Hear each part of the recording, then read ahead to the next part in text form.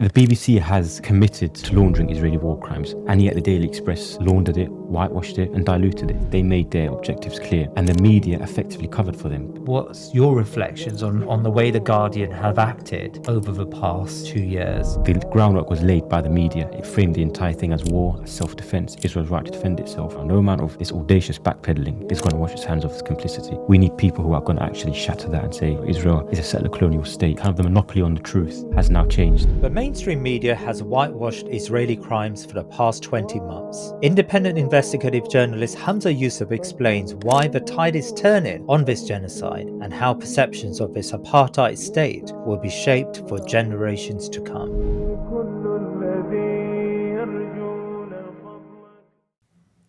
Hamza Yusuf, assalamu alaikum wa rahmatullah, and welcome back to The Thinking Muslim. Alaikum salam, pleasure to be here. Jazakallah khair. It's really great to have you with us. Now, the last time we had a conversation, it was a good, maybe a year ago, or at least within a year, we spoke about the complicity of the media and how the British media, the international media, has operated in a way in which they have accepted, given credibility to this genocide. Things have changed. There's been a palpable change in the last few months, and more critical headlines. Even the Daily Express had a front page, which was quite critical, very critical of Israel.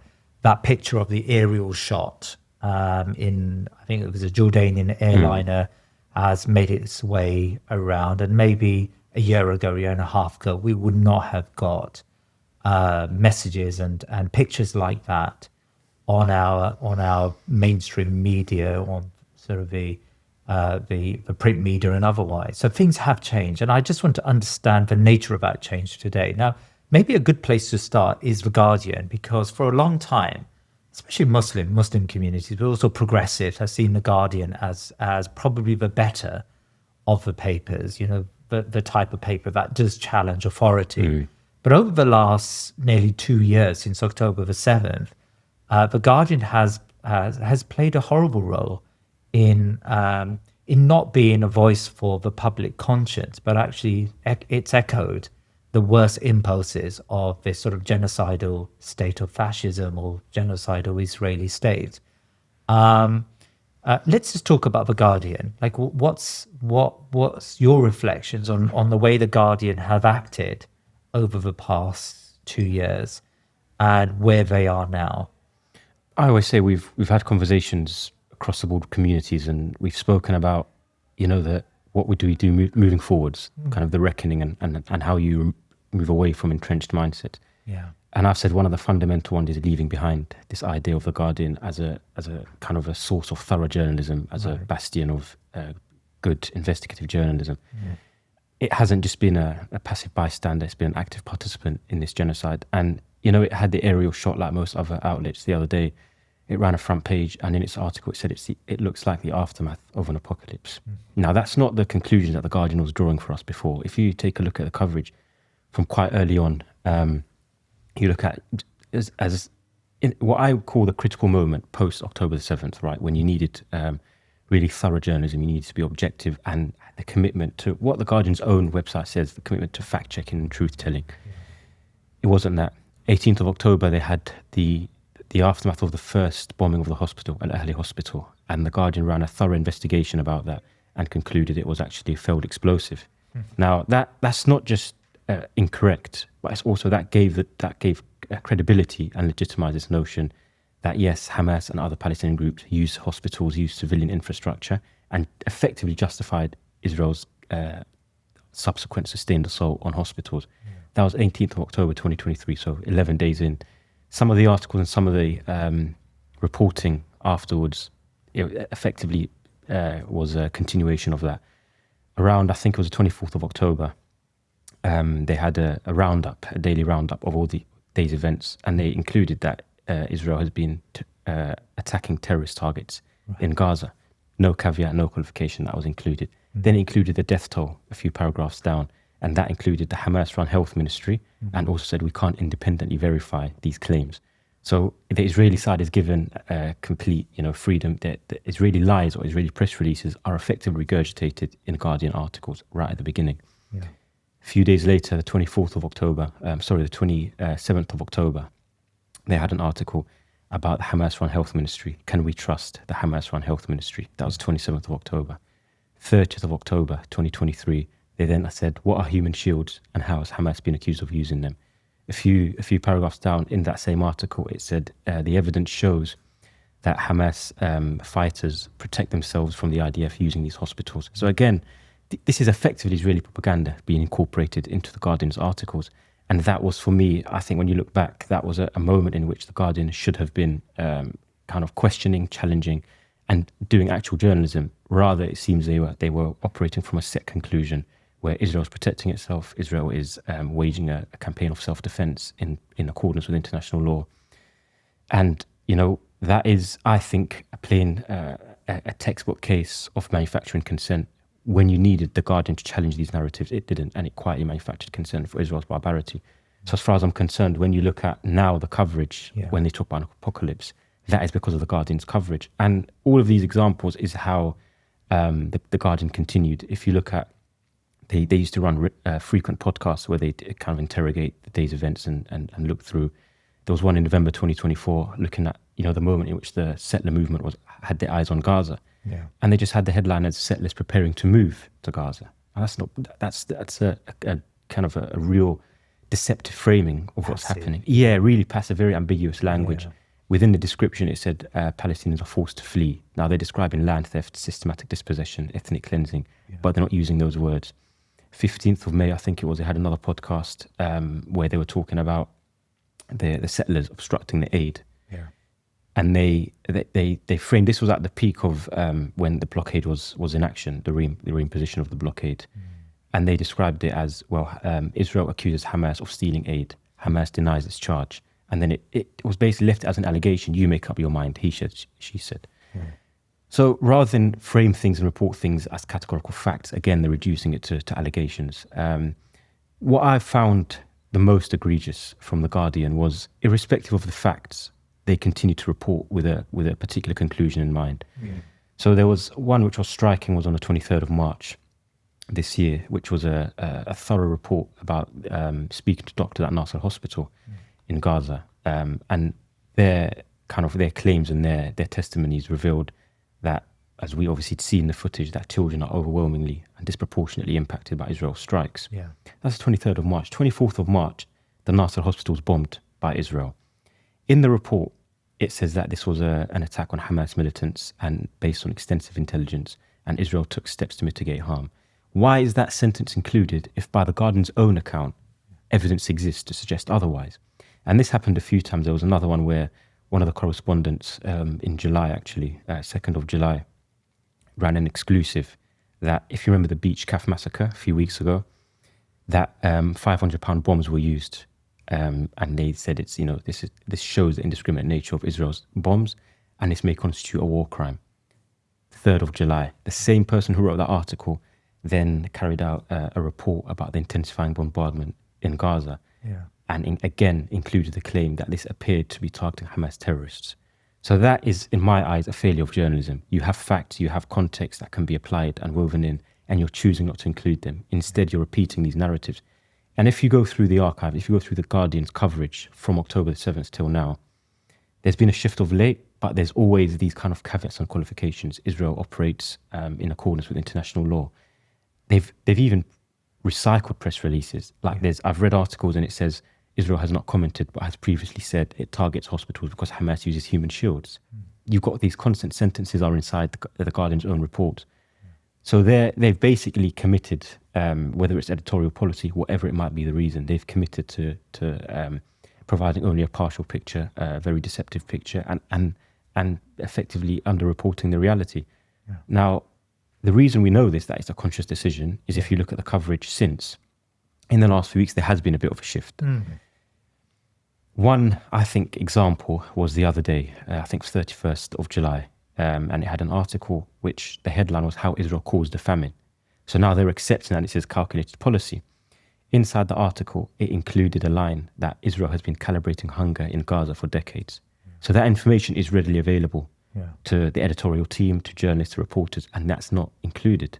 August the 4th, there was another article from quoting UN experts that this is unsurprising, that Israel has been using starvation as a weapon of war. It has been the policy of mass starvation has been Israeli policy for a while. Within that, it included a segment or the quote of Yoav Gallant, then Defense Minister, in October 2023, and his when he imposed the siege, and it said human animals and will be treated as such. But it had the fact that a siege had been imposed in October 2023, and by December the impacts were clear. So this context was included. There was another one on the 25th of July, as kind of pressure was building up about the aid distribution, which they've been called orchestrated killing sites now by a whole host of human rights organizations. Yeah. One of the correspondents at The Guardian penned an analysis and basically took apart Israel's lies. It said Israel claims that Hamas is stealing aid, but there is no proof to suggest so, and provides no evidence. Mm-hmm. And it also included that Israel, as an occupying power, has certain duties it must uphold. Yeah. So these little nuggets of information, suddenly they were challenging Israeli narratives. Suddenly it wasn't just Israeli propaganda being amplified. Why did it take so long for that? And the fact that it's now included suggests that information was readily available a long time ago. Yeah. What I find really, which is why effectively I said this is self-preservation and damage control. Yeah. These articles that we've spoken about of late, where they've accepted that there is a famine taking place, where the Guardian's own admission is that Israel caused a famine. Mm. When this was imposed in 18th of March, if you remember, following the ceasefire, where Israel planned to cut off electricity and supplies and effectively reimpose the blockade and siege collective punishment, a violation of international law. Yes. There were two articles, 3rd of March and 9th of March from The Guardian, and they described it as a plan to impose pressure on Hamas, to force Hamas's hand to return the hostages. No mention it's violation of international law, no mention it is collective punishment. We now know The Guardian is party to the fact Israel has been calibrating hunger for decades. Why was that not included? We know that, according to The Guardian, Israel makes claims and doesn't back them up. Why was that not included? So suddenly there's a critical lens is applied from The Guardian, but throughout it has been a consistent, it's played a consistent role throughout this genocide. It is complicit, and no amount of self-preservation now, no amount of this audacious backpedaling is going to wash its hands of this complicity. And that's why I always say when we kind of look back and we talk about moving forwards and a reckoning and accountability, this idea that The Guardian is a kind of a standout in the media ecosystem, I think it has to be shattered completely. Today, over 2 billion people lack access to safe drinking water. Their daily reality means walking miles for a basic life necessity: water. With polluted waters, every sip carries risks of cholera, dysentery, and typhoid, diseases that claim millions of lives every year. You can change this reality by sponsoring life-saving water wells in places like Pakistan, filling water trucks in places like Gaza, or distributing water bottles in times of crises. The Prophet Muhammad, peace be upon him, said, "Giving water to drink is the best of charities." Follow in his footsteps and give the gift of clean water today. Turn your compassion into hope. We should abandon any belief that The Guardian stands for values which are separate, independent from the state. And actually, The Guardian, like any other broadcaster, has a very sort of malignant approach to events and to issues, to conflicts, in this case to genocides, if these genocides are inconvenient for the state. Yeah, I mean, in effect, Israel has been committing an uncompromising genocide, and The Guardian committed, seemingly, to preventing the public from piecing together that reality. Yeah. There may be roots to this. If Declassified UK revealed that in November 2023, 1 month into the genocide, bear in mind 10,000 Palestinians were killed by that point. We saw the scenes: systematic carpet bombing, ruthless pummeling of Gaza. Yeah. And the editor, Kath Weiner, alongside the editor of the Financial Times and the BBC, met with an former Israeli army chief. Wow. On what they called like a propaganda tour, to see where the media is and how it can insulate and promote Israel's war. Yeah. I mean, you could look at that as cause and effect. I did an investigation for Declassified in February this year, where I spent weeks speaking to countless journalists in different newsrooms. The one at The Guardian that I spoke to said that they've got a comprehensive spreadsheet where they've documented and logged the Guardian, what they say, malpractice, the Guardian's failures by using their words. And one of the key things was the usage of the word, the phrase, the Hamas-run health ministry. And yes, that did stop in December, but that's because of internal pressure. They mentioned things like if the liberal Zionist newspaper like Haaretz can use words like ethnic cleansing, why can't the Guardian? Now, the Guardian on the 11th of May ran a piece, an editorial that said that Trump should end this horror. And in it contained the sentence, if this is not genocide, then what is? But it wasn't using those words before, and staff picked up on that.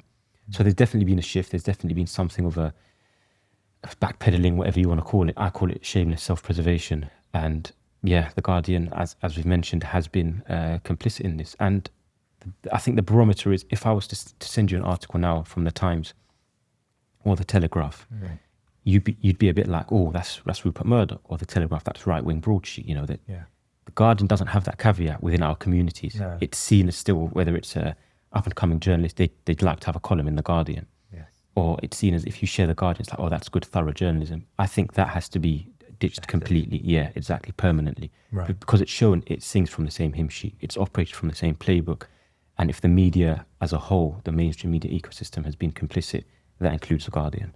So let's then look at the general landscape, right? You called it shameless self-preservation. We've seen changes, as I mentioned in the introduction. The Express had this front page where it showed the aerial footage of the devastation of Gaza. We've had a number of outlets that are now far more critical of Israel.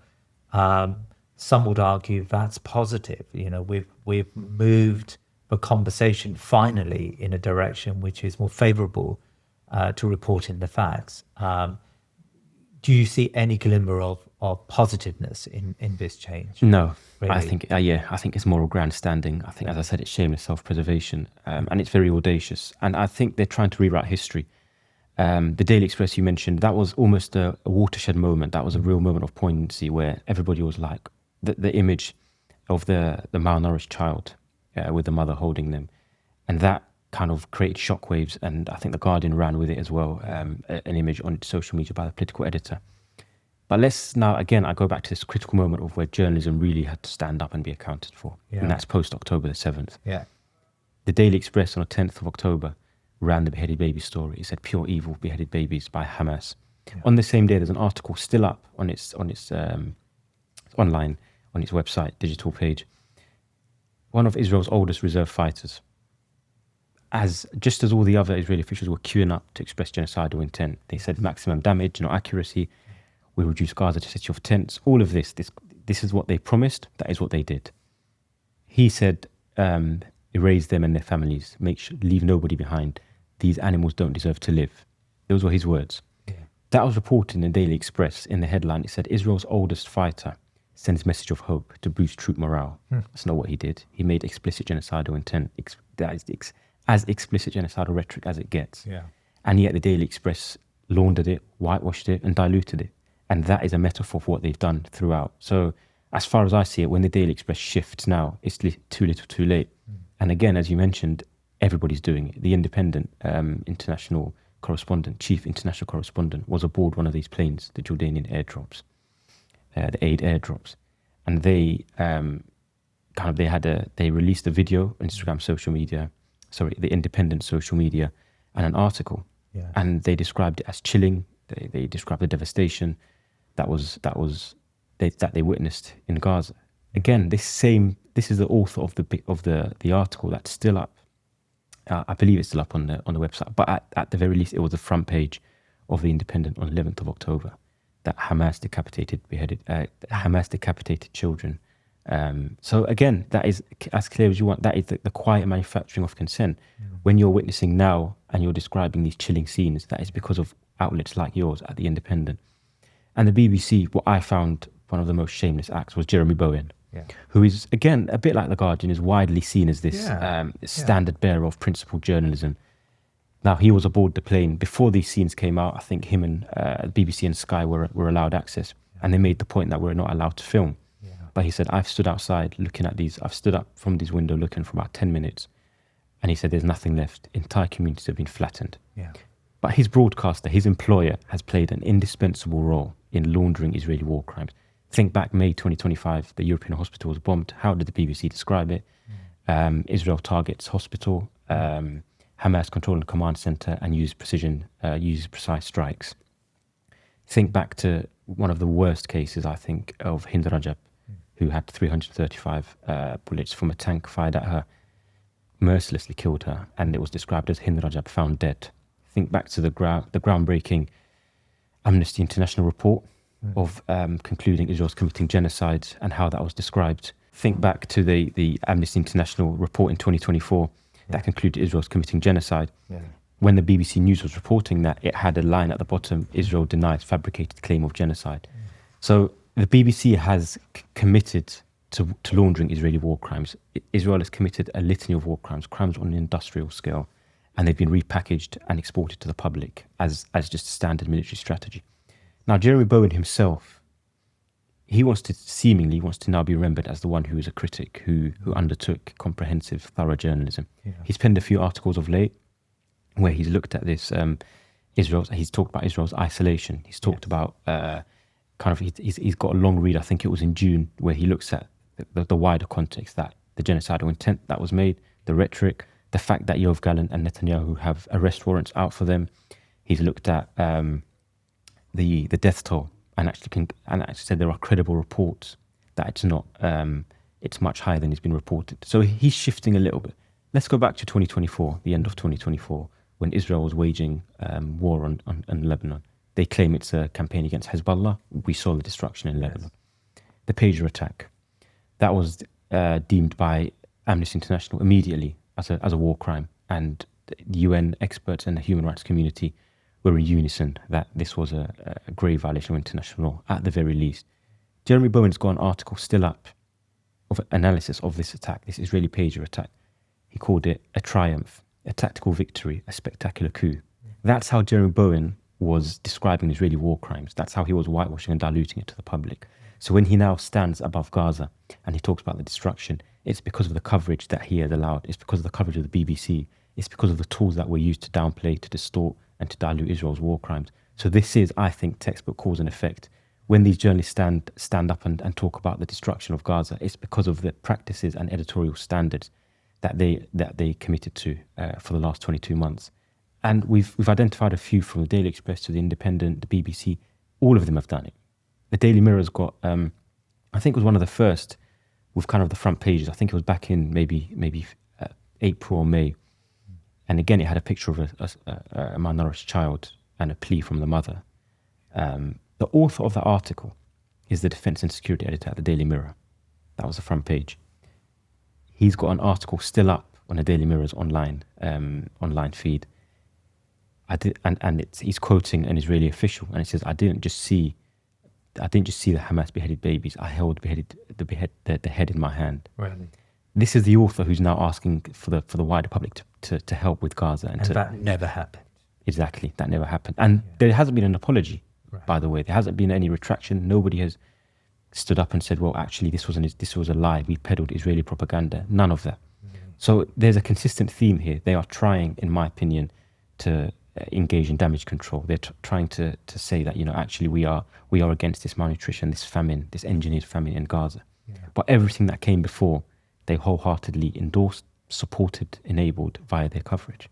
You've used the term manufacturing consent there, and I mean it's a term now that's been utilised on a number of occasions by you and others when describing just how complicit the media has been. But explain that idea to us, please, so that what is manufacturing consent? Quite simply, if we're linking it to Gaza specifically, post October the 7th, Israel needed cover. Israel, as I've said, look at the rhetoric from Israeli officials. They said burn Gaza, erase Gaza.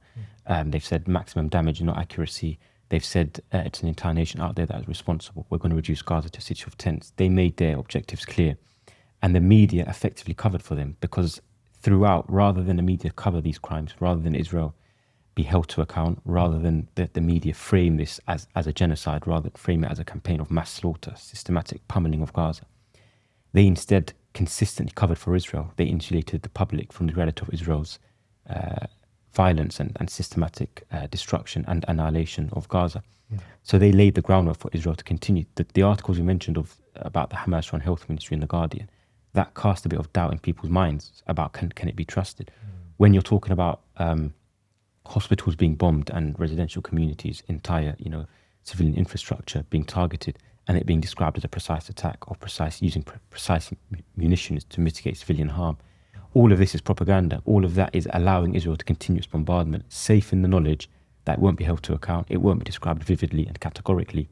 It'll be reduced to a version or an allegation, or at least to a kind of a legitimate military strategy. Yeah. So the groundwork was laid by the media. It framed the entire thing as war, as self-defense, Israel's right to defend itself, rather than look back at it and say Israeli officials vowed to destroy Gaza, and they are now doing so by targeting hospitals, by indiscriminately and overwhelmingly targeting children. Yeah. The facts on the ground were not described. Instead, justifications and narratives were built to allow Israel to sustain its destruction of Gaza. Over the last 22 months, have you seen examples of good journalism? Because, of course, the media isn't a monolith. And yes, certainly, it seems to me that institutionally the media were manufacturing consent, the mainstream media were manufacturing consent. There must be occasions where individuals, they fought against that. I mean, Channel 4 News comes to mind, actually, as an institution that maybe has done a better job, has it, in the last 22 months. James O'Brien on LBC, maybe, has he done a better job in holding the powers that be to account? Ishan Tarur comes to mind, Washington Post. You've had some examples of good journalism or positive journalism, possibly. I mean, how would you evaluate these individuals? Just a point on Channel 4, which I found interesting. If you remember the 5-year-old Palestinian girl Ward, there was the infamous clip now. She's going through the flames, all her family's killed. This was a few months ago. And I remember Channel 4 and Channel 4 have done a lot of good reporting. Yeah. I remember Channel 4 doing a good report on this, and Krishnan Gurumurthy, who's obviously a renowned presenter, and he put a tweet out and he said, "Great report, everybody must watch this." Yeah. Social media user commented below and said, "Great work. It's finally good to see Channel 4 engaging in good journalism." Krishnan Gurumurthy replied and said, "That's fine if you believe that, but clearly you haven't been paying attention." But actually, Channel 4 as well kind of engaged in this kind of, maybe not to the same degree as others. Yeah. But I remember November 2023, Krishnan Gurumurthy aggressively grilling Baitulmaal, director of PSC, Palestine Solidarity Campaign, about from the river to the sea. And, was that the best use of resources, best use of time, as Israel was waging a campaign of mass slaughter on Gaza? Yeah. And I remember the clip at the time when Krishnan Gurumurthy is effectively asking him, like, are you calling for the destruction of Israel, etc., as Israel has called and is destroying Gaza. So yes, there has been good journalism, but across the board, even James O'Brien, who admittedly within the first 2 weeks quickly shifted and said, it's clear what Israel is doing. Yeah. But there are moments in which it depends on how far they're willing to go. So individually, some journalists have been good. There has been some good instances of reports and investigations and kind of thorough breakdown or challenge of Israel's narratives. But on the whole, I'd say the majority of the media ecosystem and kind of the notable correspondents, journalists, reporters, editors have largely sung from the same hymn sheet, and that is the one characterized by laundering Israeli war crimes and effectively selling a different story to the public as a genocide wages. What do you make of the most recent Economist front page? Again, it seemed to be, at least sort of on face value, quite critical of Israel. I think it had the picture of the destruction, and there was a title, and I can't remember. You probably remember the title, but Israel needs to self-correct itself. If Israel is to continue as a liberal democracy, then it needs to face up to what it's done. Evaluate that for me, because again, on face value, it seems like this is it. They're being very critical of Israel. Yeah, Israel must hold itself to account. And it's still, I think in the article, it still called it a just war. In other words, it was still fairly justifiable in their eyes. And again, this represents the shift. Yes, they're calling a bit more critical. They've published a few articles of late where they're looking into Israel's isolation and the consequences of this. But I remember an article by The Economist in November 2023 I think it was an editorial, and it said why Israel must fight on. Yeah. And that was a month in, where again the signs of destruction were clear, the intent was clear, Yeah. and Israel's campaign of annihilation was clear for all to see. So I always, whenever I see something today or in recent weeks or recent months, I go back to what they were saying when it mattered. And so the Economist, yes, has joined in this chorus of condemnation. Right. But the way I see it is that when it mattered, they weren't using that language. They were justifying and actively calling for Israel to continue and sustain its genocide. So, yeah, I think that encapsulates all the editorials you'll see, all the front pages you see now.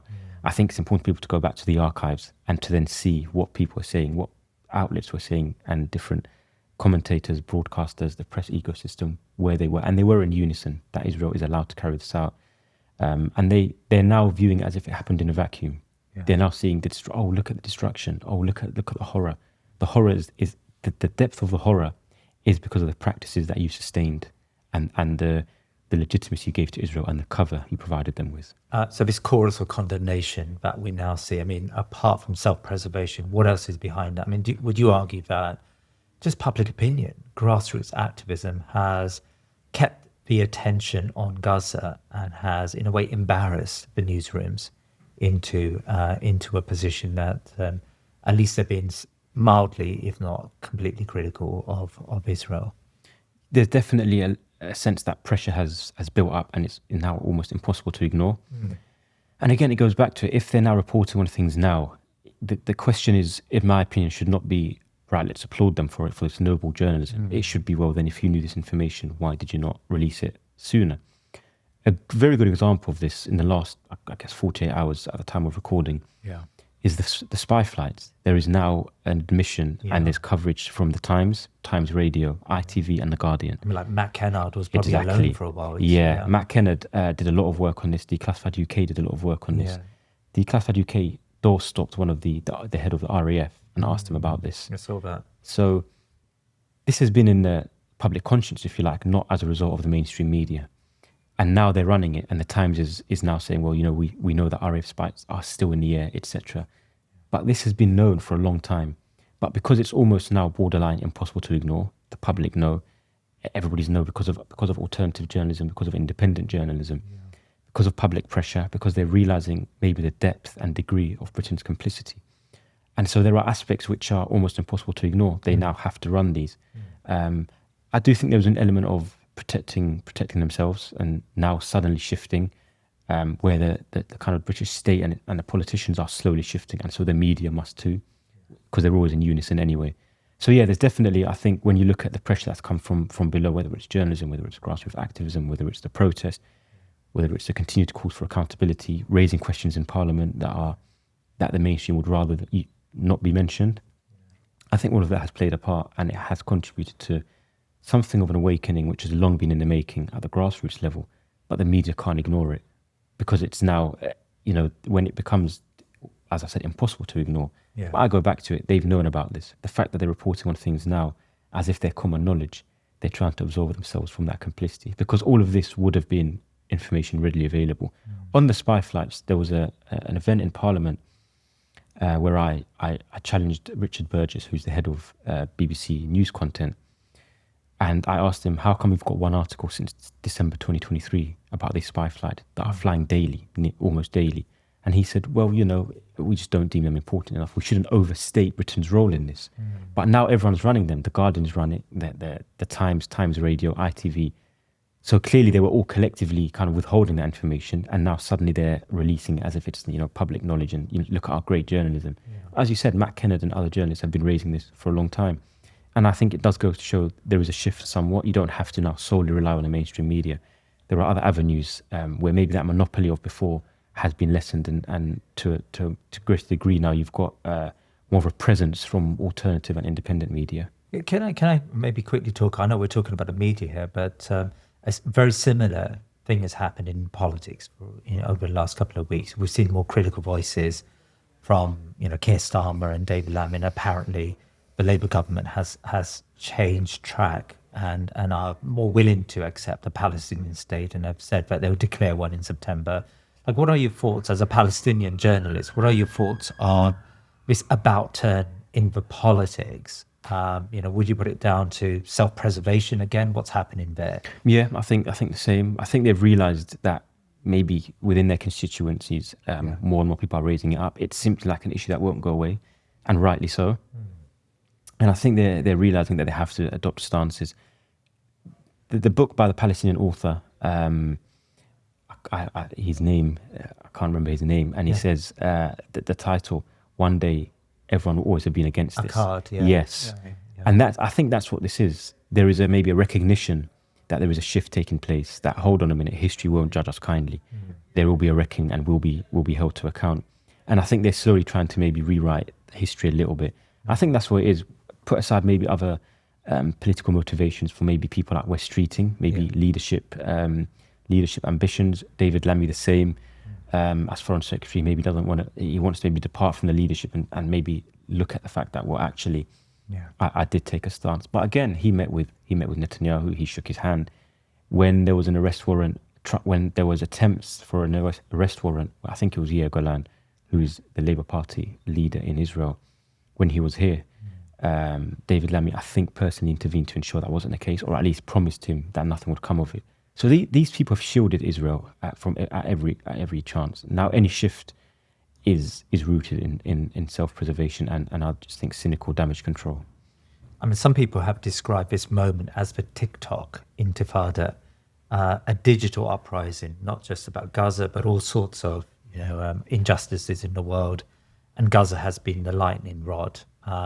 Would you go as far as to say that there's been a really substantial shift in the way narratives are now weaved into public consciousness? Yeah, I think 100%. I think people aren't waiting for BBC News at 10 to find out what's happened. They're not waiting for News at Night. They're not waiting for the press preview.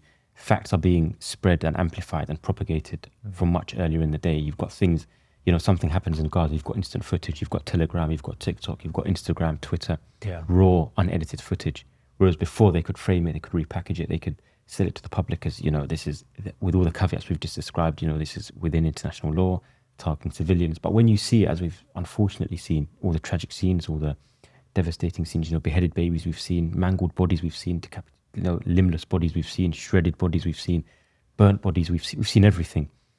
And so people are seeing that and then also seeing the media's description of it and thinking something's not adding up here. Right. And I think there are a lot of people, if you want the indifferent or the fence sitters, who probably that's who the media is maybe trying to reach, but it's just not having the same impact. I think everybody has now largely made up their minds where they stand on this, and that's because the fabricated narratives that you would have seen in years gone by, the kind of the concealing of the reality and the projection of partial perceptions that we would have witnessed before, that has now changed. You've got raw, unedited footage from the people on the ground, which is conveying the realities. And so I think when people watch the media, like myself, if I tune in every morning and read The Guardian, The Times, Financial Times, I know what's happened the night before because of Instagram, Twitter. Really? I'm now looking for the flaws in their reporting rather than go to them for the full picture.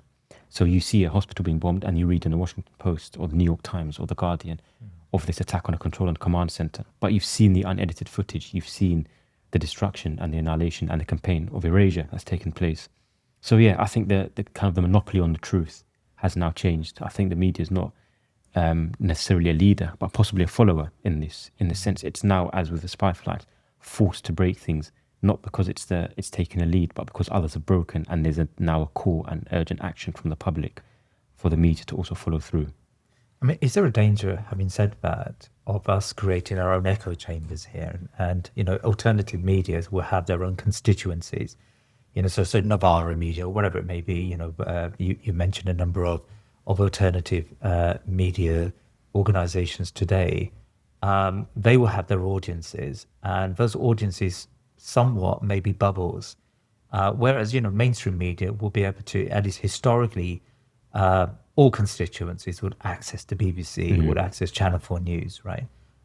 Is there a danger that we delude ourselves? And I mean delude, probably that's just too strong a word, but we fool ourselves into thinking that alternative media outlets are impacting public consciousness, where in reality they're no more than substantiating in the minds of people who already know there's a genocide taking place, they're giving sort of the details about genocide. Do you get my question? Like, how do we make sure that alternative medias actually do access broader spaces? Yeah, I think that's an important question, because social media is an example of echo chamber where you think the views that you see daily and the different versions and different approaches. Because there are still people out there who haven't seen that devastation that you talk about. I mean, if you step out of the kind of the metropolitan cities, and you might think, we've got a largely Gaza, and the polls do reflect that the public is on the side of Gaza and kind of categorically rejects Israel's campaign. But in terms of nuanced perspectives, you talk about people are maybe still wedded to old theories and old ideas like the two-state solution. Yeah. So when you're kind of, like you mentioned, you're in a bit of an echo chamber in the sense you're preaching to the converted, whereas you need to have that broad church, I think. And I think that comes with a rejection of the mainstream media and a credible alternative in its space. Mm-hmm. And I think that's happening slowly. I think if you look at the growth of places like Declassified UK, Palestine Deep Dive, Middle East Eye, Double Down News, people are seeking, and you speak to people in events and you think it's not just your demographic, it's not just your community. People across the board have rejected the mainstream monopoly, the establishment across the board. And it's about, I think, building that wide range of support. But it's not easy, because again, obviously media has much more resources. It's had decades in the making of building the infrastructure that it has, whereas independent alternative media is mainly, small teams and everybody kind of working 10 times harder. But with a rejection of the status quo, which you're probably seeing within the politics and media arena, when an alternative is sustained and built, then you maybe have more chance of it going longer term and reaching more people, rather than having, a YouTube show and everyone that tunes in believes in the same thing. Yeah. You want to be able to reach those people on the fringes, as I said, the fence sitters, the indifferent, which we have seen, to be fair, people that are now saying, oh, hold on a minute, the two-state solution is an illusion, that's not going to work. And people understanding, oh, this isn't complicated. This is a settler colonial state. It didn't start on October the 7th. Yeah. These narratives and how you cultivate them and kind of propagate them, I think that's an important aspect, which is where all the different investigations, the analysis, the different commentary comes into it, where people are eager to learn more, to see more, to understand more, and you provide that with them, rather than just simply say, well, don't listen to the BBC, what should I listen to? Oh, I don't know. You have to have a ready-made alternative, which I think in the media is probably better equipped than maybe other arenas. In a sense, there is a good foundation there, especially some of the ones I've mentioned here. I just want to go back a little bit to the importance of sort of like ground activism, demonstration, protests, and writing to your MP and trying to make sure that at a local constituency level, especially where there are high concentrations of Muslims, that our voices are heard. And like, how important are these activities? Because I came across a scholar recently whose name is not dissimilar to yours, I have to say, who was almost given the impression that, you can do this stuff, but it's not going to work. Like, you're not going to change the genocide, like almost like a zero-sum game. These things are fine. It may make you feel better, but they're not going to really stop the genocide. The genocide will stop it, and I don't know how it will stop, but in his mind, but it's not going to stop by these sort of very small micro-level activities. How valuable in your mind, tomorrow's a protest, I'm going to it, you're going to it, and it always so happens that we bump into each other in these protests, alhamdulillah. But a lot of people aren't going to it because maybe they're deluded, or they think that these activities aren't that important. Just talk to me about that aspect of keeping that public consciousness and that solidarity alive. Yeah, I think sometimes it's not mutually exclusive. You can have protests here and also have direct action elsewhere. You can write to your MP, but also be taking up other alternative aspects of holding to account. And I think people sometimes assume that if you're engaging in one, you only believe in that one as the kind of the root. I know its limitations. I know it's tomorrow we're going to turn up, and I know that there are lots of limitations about them. Of course, I'm sure you do as well. Yeah, but it's one of those where you need a multi-pronged approach. Right. Because if you weren't, a lot of people say, oh well, you get permission from the police, you protest, what do you achieve? But you're still agitating, you're still raising awareness. And one aspect which I think is crucial, which is probably understated, is the impact of people in Palestine when they see this. Right. I send the clips all the time, people see them all the time, and they say, it's good that the flag is still being waved, literally and metaphorically. Yeah. So there is that as well. And like I said, you have to have a multi-pronged approach. We've seen direct action, okay, that's been prescribed. but you've got other aspects. You've got people now protesting outside RAF bases, people protesting in specific constituencies, or David Lammy, who's not too far from my area, large protest there the other day. People are, in the spirit of protest, taking it that bit further. The Saturday one is maybe the one where you come together and, collective conscience and, that sense of like the togetherness. But that doesn't mean that's the only thing that's being done. There's a lot of work behind the scenes being done, and it all plays a part. The way I see it is, okay, if you weren't attending a protest on the Saturday, what would you be doing? Yeah. Is that significantly better than attending a protest? At least, to build on that conscience. Because if everybody thought the same way, 200 people would turn up. Yeah. But everybody's now saying, let's take that extra step. Let's all go there. Let's raise the banner.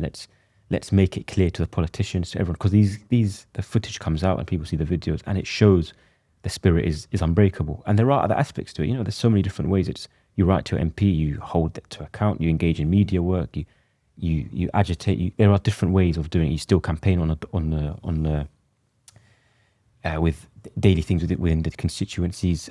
So there are different ways of doing it. And I think a lot of people want to almost rubbish or downplay one side.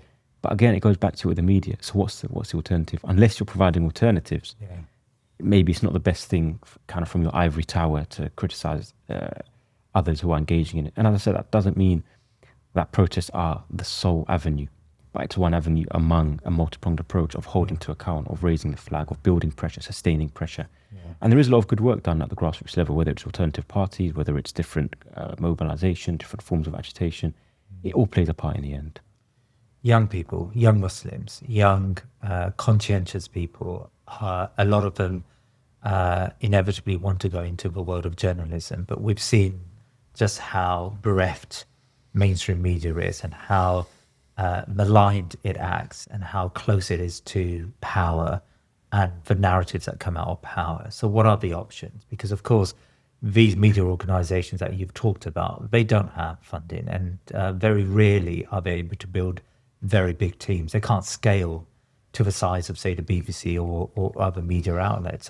How does a young person who aspires to be a journalist, like yourself, how do they remain true to their political and moral basis, but at the same time enter this world of journalism? See, there are two ways. So we know that there's a lot of people of colour, minority communities, etc., within mainstream organisations. Now, they may be producers, they may be researchers, they may be presenters. You could argue they are learning the skills and then maybe transfer them elsewhere to build and sustain the alternative media landscape. That is happening. There's a lot of people who have left major mainstream organisations and are now contributing for other organisations. And you've got that skill set, and you learn, and you, if you like, infiltrate from within to, as Gramsci would say, to bring down the system afterwards. That's one option. But also, there's nothing wrong with it might sound hypocritical given the criticism of the media, but you can kind of learn the trade, gain that experience, and then use it elsewhere. Because if you, as you mentioned, if you want to learn journalism, you might try, Middle East Eye or one of these other places who do great work. But maybe, as you say, they don't have the resources. Maybe others don't have the same capabilities. But if you take what you've learned from somewhere else, it could be LBC, it could be Channel 4, it could be BBC, it could be Sky News, and then use that otherwise to then spread a different type of message, different type of narrative at Middle East Eye. That's also beneficial. Equally, journalism doesn't have to be a path that you take as, it doesn't have to be linear. You can work in the other field that you're in. It could be corporate, it could be whatever else you're doing, but also commit to whether it's blogging, whether it's vlogging, whether it's engaging in some level of journalism, a master's in journalism, a degree in journalism, and understanding the trade, learning the trade, and then applying that later on. You don't have to make the jump and lose financial security, etc., and then say, oh, well, this didn't work. You can build and sustain, which I did. I worked full-time elsewhere, and then slowly, pitched a few things, articles, and continue doing that, set aside some time. And that's not to say that might work for everybody else, but it doesn't have to be one where you leave and jump head on, and, oh, this didn't work or it did work. There are different ways, but I do encourage people. It's one of the fields, I think, which is still dominated by kind of privately educated, middle class. It's still very kind of socially exclusive as an industry, especially in the mainstream. That, yes, we're countering that in the independent sphere, but we need more people who understand. Because as I said, the mainstream media works with set conclusions. On Israel, they have the conclusion that it's a legitimate right to self-defense. It's not committing a genocide, and that's incorporated into its coverage.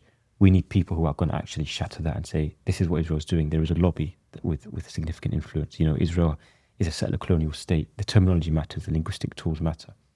But to maximize that, you need to be at a place where you have the freedom, where you're not constrained by editorial standards and policies. And that's how we build infrastructure. And like I said, there's not one way to build. Rome wasn't built in a day. There are ways to build and sustain the infrastructure and the landscape. It just requires, I think, sometimes some courage, some bravery, and also some encouragement. People I speak to, I was at an event 2 weeks ago and somebody raised the same question, like, should I go into journalism? I'm a bit ambivalent about it. I said, do it, go for it. Go, obviously protect your interests as well, and you have families to provide for, etc. But it's a field that I still feel we're underrepresented in, and hopefully the more people see kind of success of other outlets, they can continue and feel like that's something they can contribute to, because it is, I think, a pathway to hold into account. I think it's the benefits and the fruits of good, thorough journalism has been important in Gaza. Journalists have paid with their lives for it. A lot of people see it as a means of narrative and truth-telling and storytelling and getting an alternative perspective out there. And in the fight against, not just the establishment, but kind of the settler colonial state in Israel and the wider system, that's important. Hamza Yusuf, Jazakallah khair for all you do, and thank you very much for your time today. Pleasure, always. Please remember to subscribe to our social media and YouTube channels, and head over to our website thinkingmuslim.com to sign up to my weekly newsletter. Jazakallah khair.